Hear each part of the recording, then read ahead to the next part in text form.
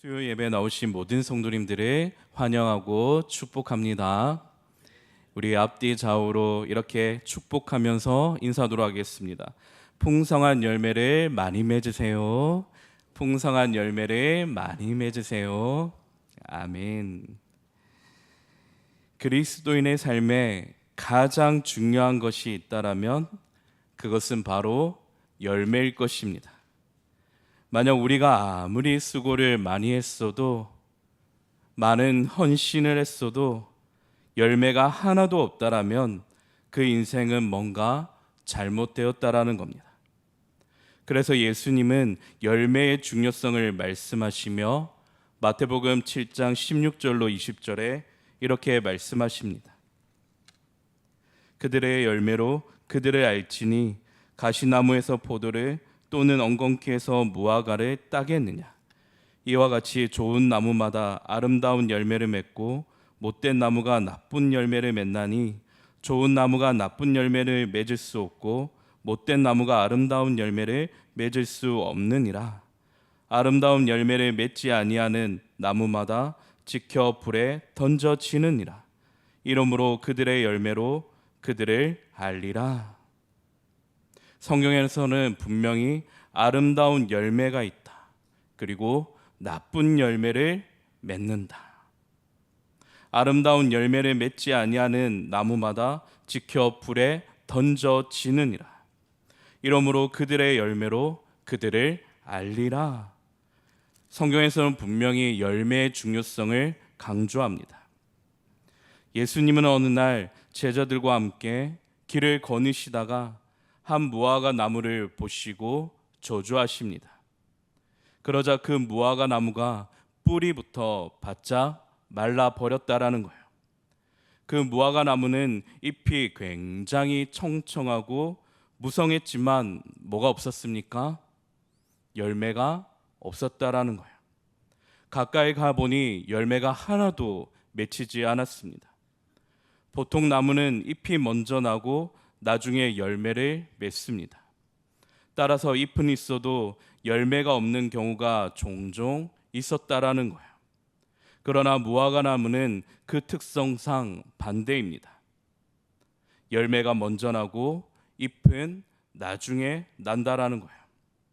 그러니까 잎이 무성한 모든 무화과 나무는 반드시 열매가 있어야 되는데 이상하게도 예수님이 저주한 그 무화과 나무는 열매가 없다라는 겁니다.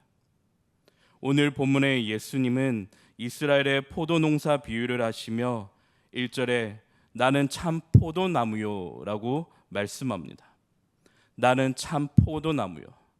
누구를 말씀하는 겁니까? 예수님을 말씀하시는 거예요. 성자 하나님을 말씀하시는 겁니다. 내 아버지는 농부라. 누구를 말씀하는 겁니까? 성부 하나님을 말씀하는 겁니다. 그리고 5절에 보시면 나는 포도나무요 너희는 무엇이라? 가지라. 이 가지는 우리를 두고 말씀하는 겁니다. 오늘 본문 1절로 7절의 이 짧은 비유 속에는 우리가 어떻게 하면 생명력 넘치는 풍성한 열매를 맺을 수 있는지에 대한 놀라운 영적 원리가 담겨 있습니다. 우리가 풍성한 열매를 맺기 위한 영적 원리 그 첫 번째는 가지치기 연단을 잘 받아야 됩니다. 우리 한번 따라해 보실까요? 가지치기 연단을 잘 받자. 2절 함께 읽겠습니다. 물은 내게 붙어 있어 열매를 맺지 아니하는 가지는 아버지께서 그것을 제거해 버리시고 물을 열매를 맺는 가지는 더 열매를 맺게 하려 하여 그것을 깨끗하게 하시느니라. 포도 농부의 가장 중요한 작업 중 하나는 바로 가지치기입니다. 아무리 무성하고 보기 좋은 가지라도 열매 맺지 않고 영양분만 쏙 빼가는 장가지는 과감하게 쳐내는 겁니다. 심지어 이미 열매를 한 번 맺은 건강한 가지라 할지라도 내년을 바라보고 더 크고 풍성한 열매를 맺으려면 농부는 어떻게 합니까? 예리한 전지 과위로 가지를 쳐냅니다. 그래서 2절 상반절에 보시면 물은 내게 붙어 있는 열매를 맺지 아니하는 가지는 아버지께서 그것을 제거해 버리신다. 우리를 향한 하나님의 섭리도 이와 같습니다. 하나님은 우리가 더 성숙한 그리스도인으로 성장하고 더 풍성한 성령의 열매를 맺기 위해 우리 삶에 끊임없이 가지치기를 하십니다. 때로는 이 가지가 너무 아픕니다. 내가 소중하게 지었던 세상의 명예, 재물, 헛된 욕심, 잘못된 인간관계를 하나님께서 단번에 끊어내실 때가 있다라는 거예요. 내가 아낌없이 소중하게 여겼던 모든 것들을 하나님께서는 때로는 그것을 잘라내시고 정리하실 때가 있다라는 겁니다. 원치 않는 질병이나 경제적인 어려움, 관계 갈등이라는 가위로 우리의 모난 성품과 교만을 싹둑 잘라내기도 하십니다. 그 순간에는 우리는 어떻게 반응합니까? 왜 나에게 이런 고난이 찾아왔는지 도무지 이해할 수 없다라는 겁니다. 무척이나 아픕니다. 견디기가 힘듭니다. 외롭습니다. 남몰래 눈물을 흘리기도 합니다. 전 세계 기독교 베스트셀러인 야베스의 기도를 쓴 브루스 윌킨슨 목사님은 포도나무의 비밀이라는 자신의 책을 통해 오늘 본문의 2절에 제거하다라는 이 의미를 이렇게 밝혔습니다. 2절에 제거하다라는 이 의미가, 원어적인 이 의미가 단순히 문자적으로 살펴보면 쓸모없는 마른 가지를 잘라내는 행위로 해석한다라면 우리의 구원이 열매가 없어서 제거를 당하는, 구원이 취소되는 행위 구원으로 빠질 위험이 있다라고 경고합니다. 그러면서 동시에 그는 제거하다라는 이 헬라어 동사 아이로의 또 다른 의미인 위로 들어올리다라는 이 뜻에 더욱 주목합니다. 포도나무가 가지를 내고 자랄 때 그 특성이 넝쿨과도 비슷하다라고 합니다. 그래서 가지를 가만히 내버려 두면 어떻게 됩니까? 계속 땅으로 아래로 처진다라는 거예요. 그러면 어떻게 합니까? 제대로 빛을 받지 못해 열매도 없을 뿐더러 죽게 되는 겁니다.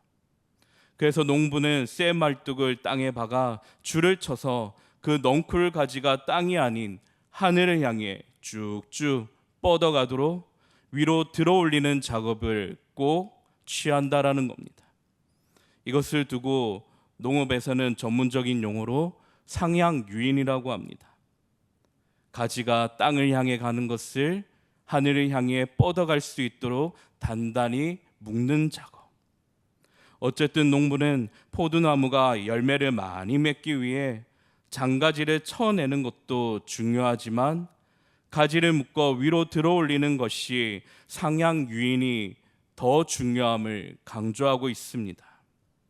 가지 입장에서 보면 때 아닌 이 가지는 햇빛을 보고 자연스럽게 쭉쭉 좌우로 햇빛이 비치는 곳을 향해 자유스럽게 뻗어나갈 수 있지만 인위적으로 제한적으로 가지를 단단히 묶는 것입니다.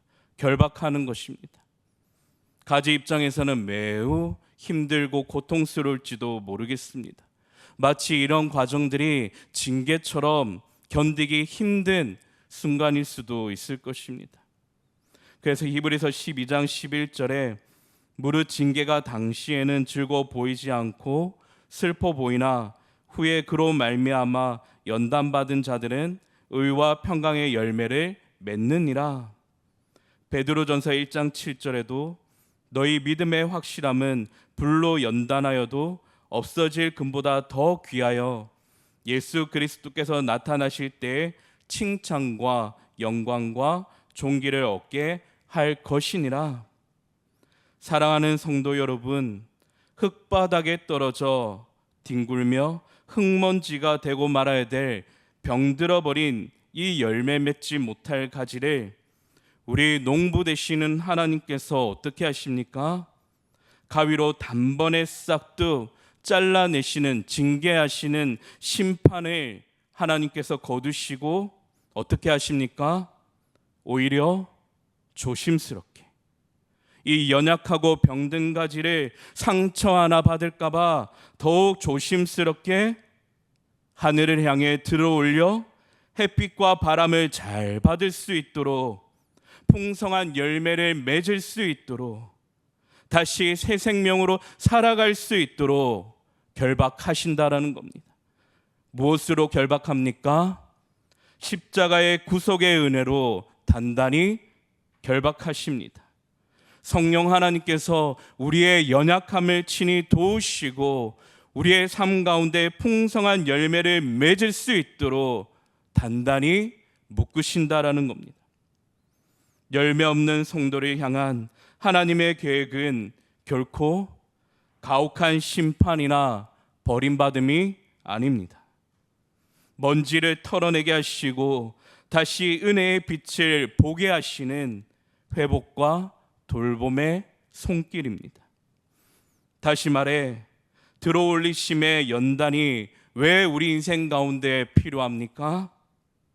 하나님은 나의 실패 가운데서도, 연단 가운데서도 결코 낙심하지 않고 나를 예수 그리스도의 아름다운 형상으로 빚어가는 하나님의 은총이기 때문입니다. 우리가 연단이라는 가지치기를 받지 않으면 어떻게 됩니까? 나밖에 모르는 이기적인 인간이 됩니다. 우리는 언제든지 죄에 넘어져 우리는 하나님을 멀리 떠날 수밖에 없는 존재라는 거예요. 타인에게 상처를 줍니다. 끊임없이 타인을 미워합니다. 타인의 아픔에 깊이 공감할 줄 모릅니다. 교회를 위해 우리가 합력하며 한 마음으로 헌신하려는 그런 마음의 동기가 사라진다라는 거예요. 너그러운 인격이 사라집니다. 예수님을 닮은 온유하고 겸손한 열매를 맺어가야 되는데 연단을 받지 않는 자는 어떻게 됩니까? 예수님을 닮지를 못한다라는 겁니다. 지금 여러분의 삶에 연단이라는 가지치기가 진행되고 계십니까? 괜찮습니다. 아주 잘 가고 있다라는 거예요. 열매 맺기 위한 과정 가운데 있다라는 겁니다. 세상적인 위로나 내 힘으로 연단을 피하려 하지 마시길 바랍니다. 오늘 본문 3절의 말씀처럼 누구의 말씀에 우리가 집중해야 되냐면 너희는 내가 일러준 말로 이미 깨끗해졌으니 라고 말씀합니다. 바로 내가 일러준 말, 하나님의 말씀으로 우리는 끊임없이 자기 자신을 비춰보며 자기 자신의 그 신앙을 점검해야 된다라는 겁니다. 우리가 이 연단을 통과한 뒤에 비로소 이전과는 비교할 수도 없는 풍성한 열매가 우리의 삶 가운데 가득 맺혀질 줄로 믿습니다. 우리가 풍성한 열매를 맺기 위한 영적 원리 두 번째는 주님 안에 온전히 거해야 됩니다. 우리 이번 시간 함께 따라해 보겠습니다. 주님 안에 온전히 거합시다. 4절의 말씀 함께 읽겠습니다. 내 안에 거하라. 나도 너희 안에 거하리라. 가지가 포도나무에 붙어 있지 아니하면 스스로 열매를 맺을 수 없음 같이 너희도 내 안에 있지 아니하면 그러하리라. 성도 여러분, 열매를 맺는 절대적인 조건은 가지가 나무에 단단히 붙어 있는 겁니다. 가지 스스로는 아무리 노력하고 발버둥 쳐도 열매를 맺을 수 없다라는 거예요. 열매를 맺는 생명력과 진행은 가지에서 나오는 것이 아니라 어디에서 나옵니까? 오직 뿌리와 줄기인 포도나무로부터 공급받는다라는 거예요. 예수님이 내 안에 거하라고 하신 것은 우리를 얼매이려는 구속이 아닙니다. 그것은 유한한 인간이 영원한 진리와 사랑의 근원이신 하나님께 꽉 붙잡혀 있어야 지만, 영원한 진리와 사랑의 근원이신 꽉 하나님께 붙어 있어야 되지만 비로소 참된 나를 발견하게 되는 것입니다. 하나님께 붙어 있어야 되지만 살아갈 이유와 소망을 찾게 되는 것입니다. 생명력 있는 삶을 살아가는 존재적인 이유를 발견하게 된다라는 겁니다. 그래서 예수님은 5절에서 다시 한번 강조하십니다. 나는 포도나무요 너희는 가지라. 그가 내 안에 내가 그 안에 거하면 사람이 열매를 많이 맺나니 나를 떠나서는 너희가 아무것도 할 수 없음이라. 나를 떠나서는 너희가 아무것도 할 수 없음이라. 참으로 단호한 말씀입니다. 우리는 종종 예수님 없이 하는 형식적인 사역들이 있습니다. 예수님이 빠져버린 사역들이 있습니다. 겉으로 하는 것들이 많습니다. 기도, 헌신, 선교, 봉사, 그 모든 것을 감당해낼 때 여전히 내 힘과 내 경험과 내 지식으로, 때로는 나의 습관을 쫓아 예수님 없이 할 때가 많습니다. 여러분들의 기도를 한번 점검해 보시길 바랍니다. 여러분들이 수고하고 헌신하는 그 사역들을 한번 점검해 보시길 바랍니다. 여러분들이 찬양하는 찬양 가운데 예수님이 과연 계시는지 한번 돌아보시길 바랍니다. 오늘 예배 드리는 이곳 가운데 진정으로 예수님을 사모하는 마음으로 나왔는지 한번 돌아보시길 바랍니다. 우리는 수도 없이 예수님이 빠져버린, 그 안에 있는 참된 예수님이 빠져버린 내용 없이 형식만을 가지고 주님 앞에 나아가는 것은 아닌지 한번 돌아보시길 바랍니다. 우리 안에 잘못된 열심, 하나님을 아는 올바른 지식과 친밀한 관계가 아닌 여전히 내 힘과 내 의지로 습관에 쫓아 늘 해왔던 것처럼 하나님 없이도 잘할 수 있다라는, 충분하다는 이런 마음의 자세로 여러분들이 신앙생활을 하고 있다라면 그것은 하나님이 기뻐하지 않는 열매입니다. 나쁜 열매입니다. 그 안에는 어떠한 기쁨도 생명도 없습니다. 한번 꽃병에 꽂혀 있는, 꺾여 있는 꽃을 한번 생각해 보십시오. 며칠 동안은 화려하고 아름다워 보일 수 있을지도 모릅니다. 살아있는 것 같습니다. 향기가 납니다. 그러나 화병에 꽂혀 있는 그 꽃이, 예쁜 꽃이 과연 살았습니까? 죽었습니까? 죽었다라는 거예요. 시간이 지나면 반드시 시들고 악취가 난다라는 거예요. 우리의 신앙생활도 마찬가지입니다. 주일 하루 딱 예배당에 나와 앉아 있는 것으로 여러분들이 만족하십니까? 나는 주님 안에 거한다라고 착각해서는 안 됩니다. 여기서 거한다라는 이 의미는 잠깐 방문하는 것이 아니라 아예 그곳에 주소지를 탁 두고 사는 것을 의미합니다. 하나님과의 친밀한 관계를 의미하는 것입니다. 내 안에 하나님이 살고 있고 내가 어느 곳에 있든지 나와 함께 하시는 하나님이 보고 계신다라는 이 두려움을 갖고 주님과 함께 사는 것입니다. 거하는 것입니다. 주님을 닮아가는 것입니다. 월요일부터 토요일까지 치열한 삶의 현장 속에서도 주님의 말씀을 묵상하고 붙잡는 것입니다.